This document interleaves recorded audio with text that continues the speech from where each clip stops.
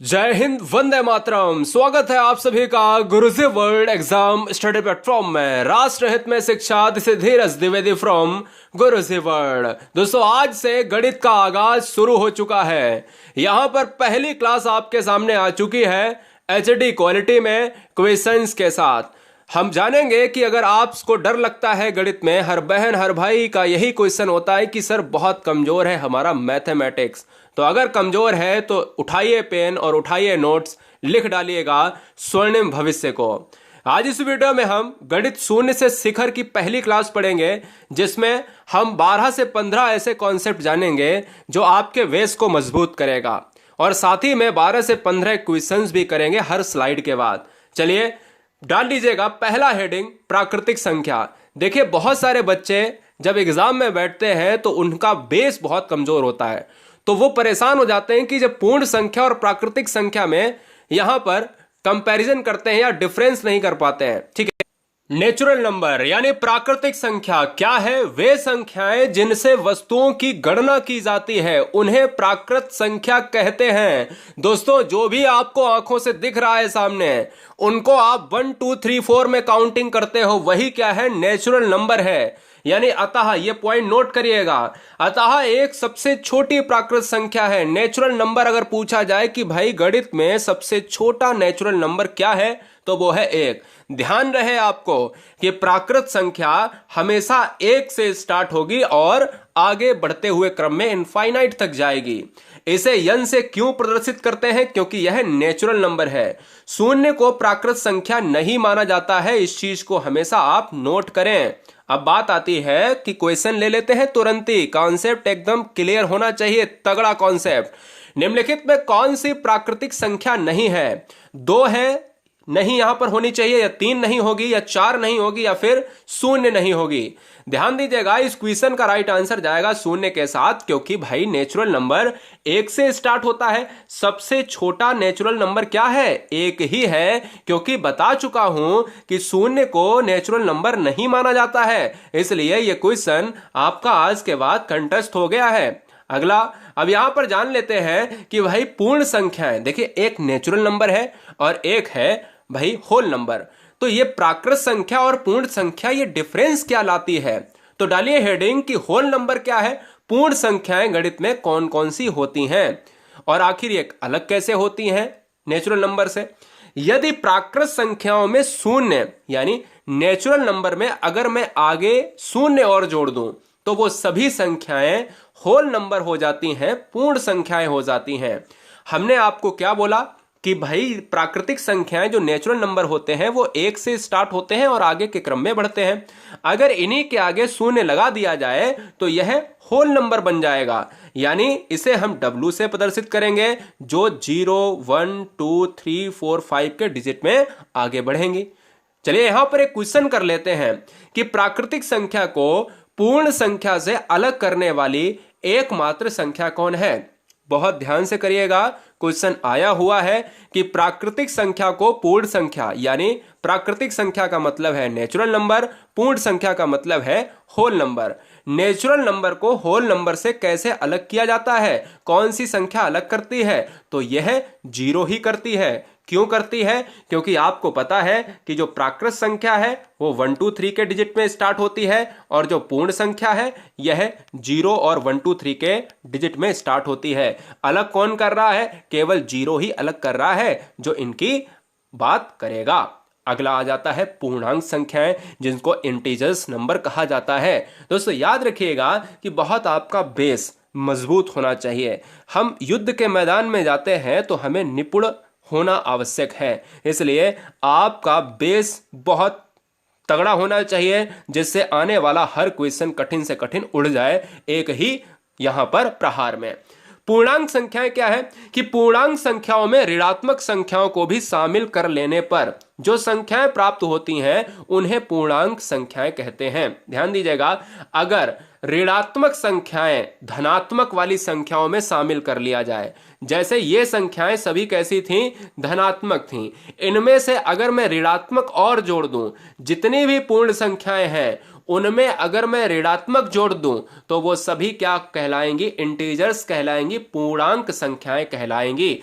प्राकृत क्या थी मैंने बताया, पूर्ण क्या थी मैंने बताया, इंटीजर्स क्या है ये सामने आपके है कि धनात्मक प्लस ऋणात्मक बराबर पूर्णांक संख्याएं।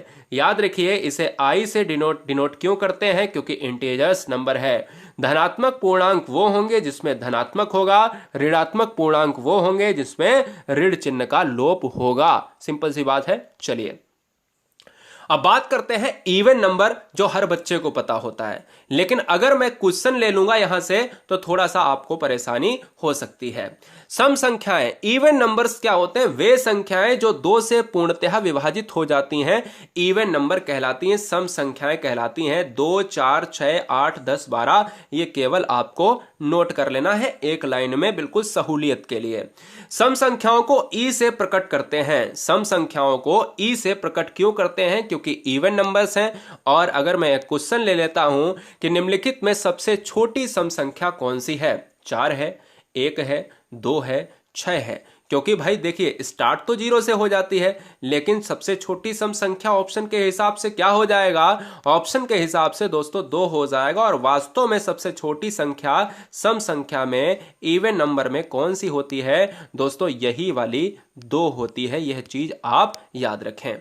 अब बात कर लेते हैं ऑड नंबर्स की। विषम संख्याएं, वे संख्याएं जो 2 से पूर्णतः विभाजित नहीं होती हैं वह विषम संख्याएं कहलाती हैं। 1, 3, 5, 7, 9। अगर हम 1, 3, 5, 7, 9, 11 इस तरीके से हम आगे आगे बढ़ते चले जाएंगे तो मुझे यह पता है कि विषम संख्याएं ऑड नंबर्स हमेशा आपके ऑप्शंस में होंगी, तो आप क्लियर कर दोगे। इसे ओ से प्रदर्शित इसलिए करते हैं क्योंकि ऑड नंबर्स है। चलिए क्वेश्चन कर लेते हैं।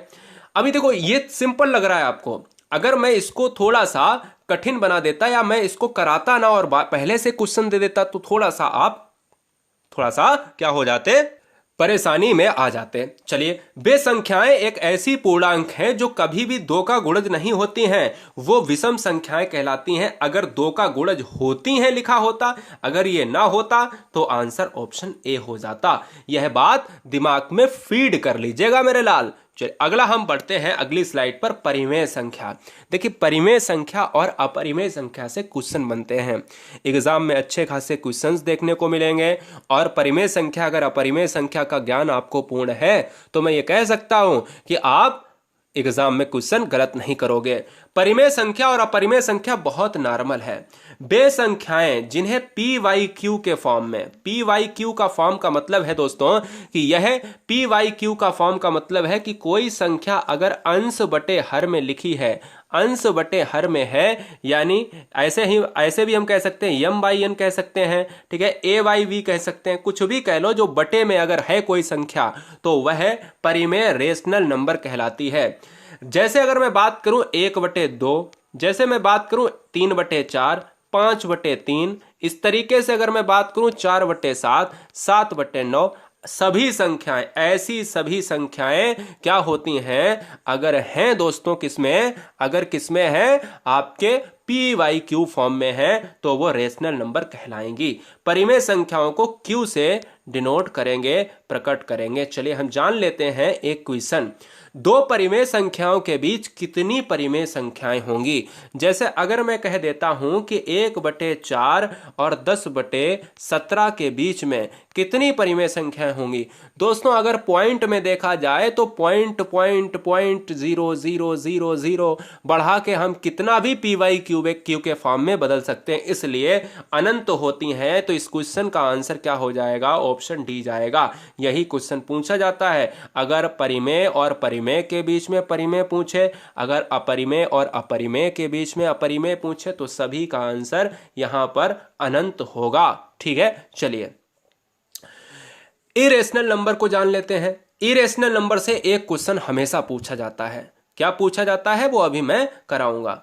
वे संख्याएं जिन्हें पी वाई क्यू के रूप में व्यक्त नहीं किया जाता है, जिनको आप सही वटा में अंश बटे हर में प्रयोग में नहीं लाते हैं, वो क्या है, अपरिमेय संख्याएं हैं, इरेशनल नंबर्स हैं। ठीक है, जैसे रूट वाली सभी संख्याएं वो क्या कहलाएंगी, अपरिमेय संख्या कहलाती है, और सभी रूट के बाहर माइनस वाली संख्याएं अपरिमेय संख्याएं कहलाती हैं।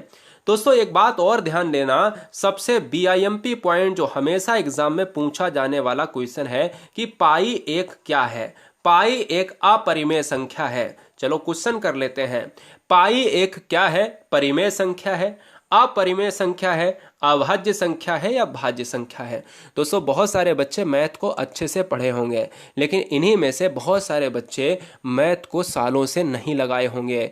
तो अगर आपसे मैं पूछ देता स्टार्टिंग में कि पाई क्या है तो आप कंफ्यूज हो जाते हैं, लेकिन अगर मैंने इसके बाद आपसे तुरंत पूछा है तो आप तुरंत बता दोगे कि पाई एक अपरिमेय संख्या है, इसलिए ऑप्शन क्या जाएगा? पाई का बी के साथ चला जाएगा, एक अपरिमेय संख्या है। दोस्तों अगला पॉइंट आता है भाज्य संख्या। भाज्य संख्या को कहते हैं को प्राइम नंबर्स। वे संख्याएं जिनका एक व स्वयं के अतिरिक्त कम से कम एक और गुणनखंड होता है। एक भी हो या उसके अतिरिक्त कम से कम एक तो और हो, भाज्य संख्याएं कहलाती हैं। जैसे 4 गुणे 1 बराबर 4 है, 4 हो जाएगा। 2 गुणे 2 बराबर 4, 4 गुणे 3 बराबर 12, 4 गुणे 3 बराबर 12 और 2 गुणे 6 बराबर क्या हो जाएगा? 12 हो जाएगा। इसी तरीके से 4 गुणे 4 बराबर 16, 4 चकु 16 और इसी तरीके से 8 गुणे 2 बराबर 16, है ना। मेरी बात ध्यान दीजिएगा कि अगर गुणनखंड है तो वो भाज्य संख्याएं कहलाएंगी। भाज्य में एक नोट लिखना है, भाज्य संख्याएं सम एवं विषम दोनों हो सकती हैं, यह बात निर्भर करेगी क्वेश्चन पर, ठीक है। अभाज्य संख्याएं क्या है? प्राइम नंबर क्या होंगे, यानी जिसको हम कहते हैं प्राइम नंबर। प्राइम नंबर से क्वेश्चन पूछा जा सकता है, तो प्राइम नंबर क्या कहलाएगा, यह आपसे एग्जाम में पूछ सकता है। वैसी संख्याएं जो एक और स्वयं के अलावा अन्य किसी संख्या से पूरी पूरी विभाजित नहीं होती हैं। मतलब या तो स्वयं से विभाजित होंगी या तो फिर भैया किसी से विभाजित नहीं होंगी, उन संख्याओं को प्राइम नंबर कहा जाता है। एक क्वेश्चन इसमें बहुत बार पूछा जाता है, यहां पर नोट करना भूल गया। यहां पर अगर मैं एक क्वेश्चन ले लेता कि ये बताओ कि सबसे छोटी, क्या मैं एक क्वेश्चन ले लेता यहां पर कि सबसे छोटी अभाज्य संख्या, जो सबसे ज्यादा बार पूछा गया एग्जाम में और बच्चों ने खूब गलत किया, सबसे छोटी अभाज्य संख्या कौन सी है, प्राइम नंबर सबसे छोटा कौन सा है? तो ए ऑप्शन में अगर मैं देखूं, बी ऑप्शन में देखूं, सी ऑप्शन में या डी ऑप्शन में, तो ऑप्शन में देता हूं 4, ऑप्शन में 0, ऑप्शन में 2 और ऑप्शन में 1। तो याद रखिएगा सबसे छोटी अभाज्य संख्या प्राइम नंबर 2 होती है। इस क्वेश्चन को एग्जाम में बच्चों ने सम संख्या की जगह लोगों ने मारा ही नहीं। 2, 3, 5, 7, 11, 13 या तो स्वयं से विभाजित होगी या तो फिर किसी से विभाजित नहीं होगी, एक के अलावा फिर किसी से नहीं। 2/1 को कर देंगे तो ये तो विभाजित हो जाएगी, तो 2 ही आ जाएगा, है ना। ये प्राइम नंबर होता है। वास्तविक संख्याएं किसे कहते हैं और काल्पनिक संख्याएं किसे कहते हैं, ये और जानेंगे। वास्तविक संख्याओं को रियल नंबर कहा जाता है। परिमेय एवं अपरिमेय संख्याओं को सम्मिलित रूप से वास्तविक संख्याएं कहते हैं। जो PYQ फॉर्म होता है वो परिमेय होता है, जो PYQ फॉर्म नहीं होता है, जो नहीं होता है वो अपरिमेय होता है। तो अगर दोनों को मिला दिया जाए, मैंने कहा √2 अपरिमेय होता है लेकिन 1/2 परिमेय होता है, तो इन दोनों को अगर मैंने मिला दिया जाए कि भाई ये भी कॉमा में ले लेते हैं, ये भी ले लेते हैं, तो ये क्या है, वास्तविक संख्याएं, रियल नंबर्स हैं, ठीक है। परिमेय संख्या भी है और बीच में आपकी अपरिमेय, यानी ये अपरिमेय संख्या भी है और बीच में आपकी परिमेय संख्या भी है। तो आप ये कह सकते हो कि दोनों का मिक्सअप क्या है, रियल नंबर कहलाता है। R से इसे प्रदर्शित करते हैं क्योंकि रियल नंबर है ही। काल्पनिक संख्याएं, इमेजिनरी नंबर्स को काल्पनिक संख्याओं को का नाम दिया जाता है। देखिए दोस्तों कि ऋणात्मक संख्याओं का वर्गमूल करने पर जो संख्याएं बनती हैं उन्हें काल्पनिक संख्याएं कहते हैं।